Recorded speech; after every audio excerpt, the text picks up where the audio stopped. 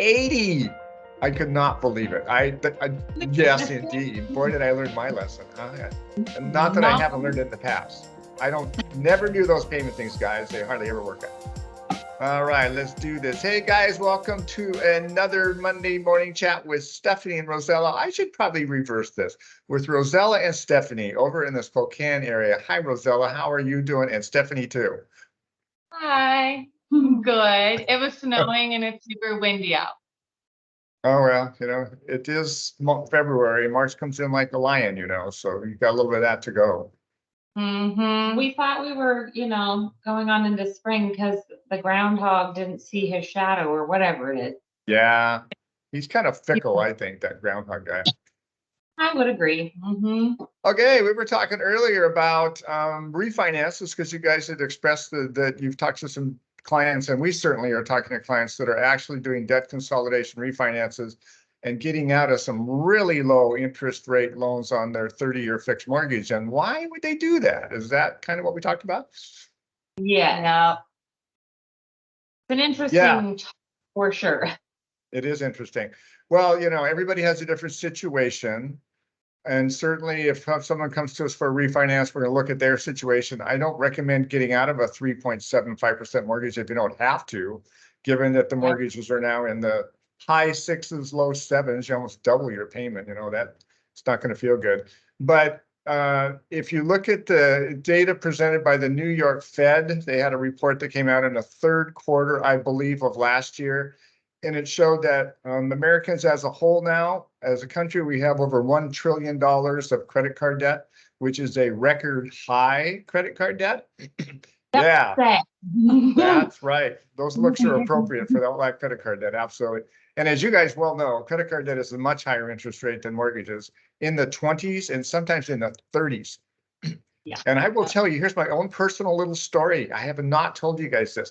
So we took Mackenzie's car in to get it fixed, and Mackenzie was there, and she called me and said, "Dad, you want to pay for this?" And I had the ability to pay for it. I said, "Oh no, they have this little mechanism. You can pay zero interest for like 90 days or maybe longer, and just little payments, and you can pay it off." And I said, "Okay, no problem." So I know better than this. I took that on, right? And then every month there's a little text, every 2 weeks, there's a little text that comes in and it says, "Pay this amount." And I'm going, "Oh, that's so easy." And I'm paying that amount and I'm paying that amount. And then Teresa looks at our bills as we do on a monthly basis and says, "Do you know that this balance has not gone down much at all?" I said, "Well, I've been making payments on that for a while now." And she called the creditor, and on a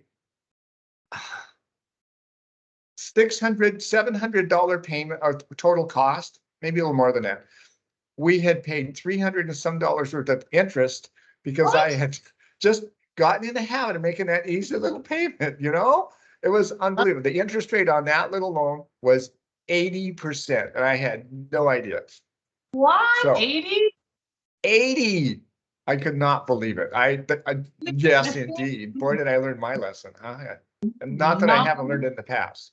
I never do those payment things, guys. They hardly ever work out.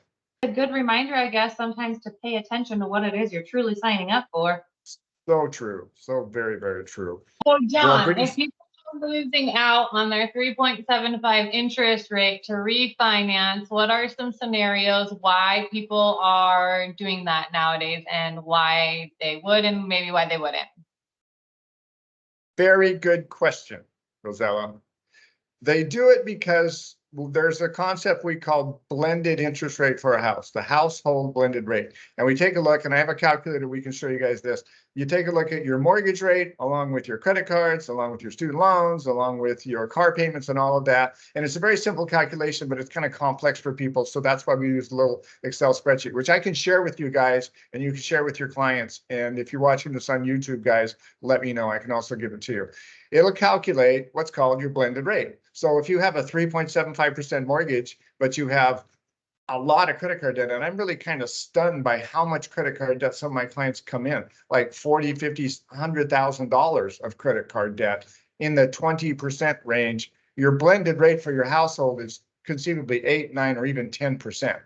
So you're clinging to that 3.75% mortgage, but paying extraordinarily high interest rates on your credit cards and high payments. And those things take forever, especially if your budget is such that you can just pay the minimum payments as you're going forward, you know? So they have a lot of equity, because the other data that the New York Fed came out with was that Americans as a whole have $30 trillion of home equity available in their homes because of the massive increases in houses. So it might be wise to tap that home equity, move that mortgage into a 6-something% rate or whatever it might be, and get rid of all that credit card debt and reduce your overall payments a lot. And then what we do, we show a total cost analysis for loans when we talk to people about them. And we have a great little system that will show them, let's say you save, I had one guy, no kidding, that saved $2,000 and some dollars a month on a refinance by paying his credit cards off. He became my buddy forever after I did that loan for him. And I said, if you take 2,000, let's say not even that, take 1,000 of that 2,000 savings and apply that back to your loan, you could actually pay off that 600% rate quicker than you would have paid off the 3.75% rate. Yeah. So that's one Crazy. reason people might do it. I do have a question though, because it's something that we get asked regularly then too, because like you said, some people are really clinging to that low interest rate mortgage is, well, what about just doing a home equity loan or home equity line of credit instead? It's a And then very that way good question. I don't lose that, but That is an insightful and smart question, Stephanie, and absolutely that may be a choice for some people. Yeah, there's a limit. There are some limitations there, but they're not great. Typically, if you're going to qualify for the first mortgage refinance to pay off stuff, you'll probably qualify for the HELOC. HELOC's going to be at a higher rate than your first mortgage. It's a variable rate. So when rates go up and down, your HELOC rate's going to go up and down with it. They're also a little more conservative on the underwriting analysis, typically on HELOCs, and so that may catch us too. But it can be a great solution for people. You're absolutely right.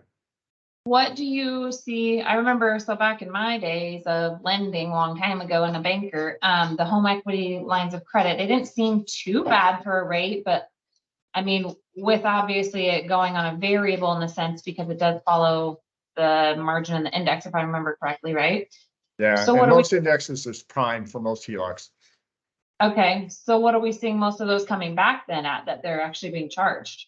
Prime is currently, I believe, 8.75 still. I haven't looked at it for a while, but I don't think it's moved for quite a while. And you have a margin attached to that. So adjustable rate mortgages work where you have an index, in this case, prime. You add a fixed number to it. You determine that number at the very beginning of your adjustable rate mortgage, whether it's a HELOC or a first mortgage. You add that fixed number, which is called a margin, to the index, and that tells you what rate you have on your loan. And a margin could be zero for some people with extraordinarily good credit and a low LTV and all of that, but it could be as high as 2. So let's say it's 1. Then you would take 8.75 and add 1 to it, and you'd have 9.75 for your rate on your HELOC. So it's not the lowest rate in the world, but it's better than 20. Generally speaking, the clients that are asking these questions are the ones that are already in debt and are looking to get out of debt. So I don't know that they're typically going to have the best credit to work with the loan to debt ratios and whatnot, right? That's correct. And the credit score is very significant on a HELOC. They're kind of picky about stuff like that. Doesn't mean we can't do it. You know, we need to check. If you have a lot of home equity, even with a lower score, the loan to value, we call it, maybe it's low enough that we can do the HELOC for you and it might work just fine. Okay. And you guys are asking really good questions. What we're going to do is we're going to compare the first mortgage refinance with the HELOC and all of that, and maybe not pay off all the debt necessarily because you may not have enough equity, but you pay off enough. And then you get that snowball Dave Ramsey thing going and you start paying off the debt with your savings for the credit cards. So there's lots of strategies here to do this. Okay. And both, either way you would go is going to be subject to an appraisal as well, I'm assuming, correct? A HELOC is typically not subject to an appraisal where they walk through your home. It's subject to an appraisal, but it's an electronic version of the appraisal. So yes, there is an appraisal of some kind in there. Okay. Good to know.